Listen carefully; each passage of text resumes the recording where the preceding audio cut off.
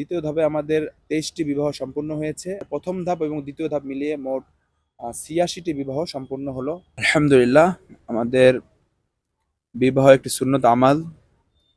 নবী সাল্লাল্লাহু আলাইহি ওয়াসাল্লাম এই কথা বলেছেন যে তোমাদের ভিতরে যার সামর্থ্য আছে সে যেন বিবাহ করে, যার সামর্থ্য নাই সে যেন রোজা রাখে। দ্বারা সে গুনাহ থেকে বাঁচতে পারবে, তার নজরের হেফাজত হবে, তার ঈমান আরো শক্তিশালী হবে, মজবুত হবে। আর যে বিয়েতে যত কম খরচ হবে, যত সাদাসিধা হবে, সে বিয়ে তত বরকতময় হবে।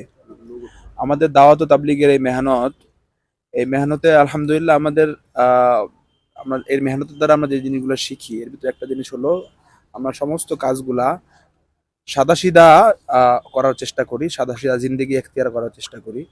তো এইবার ৫৮তম টঙ্গী বিশ্ব ইজতেমায় আমাদের দ্বিতীয় ধাপে অর্থাৎ শুরায়ে নিজামের অধীনে আমাদের যে ২ ধাপের ইজতেমা হচ্ছে।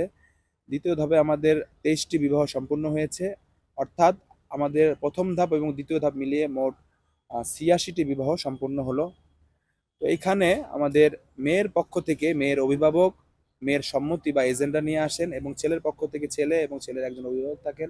অমুকের মেয়ের সাথে আপনাকে এত টাকা দেনমোহরে বিবাহের প্রস্তাব করলাম। ছেলে কবুল বলে, আলহামদুলিল্লাহ বিবাহ সম্পূর্ণ হয়ে যায়।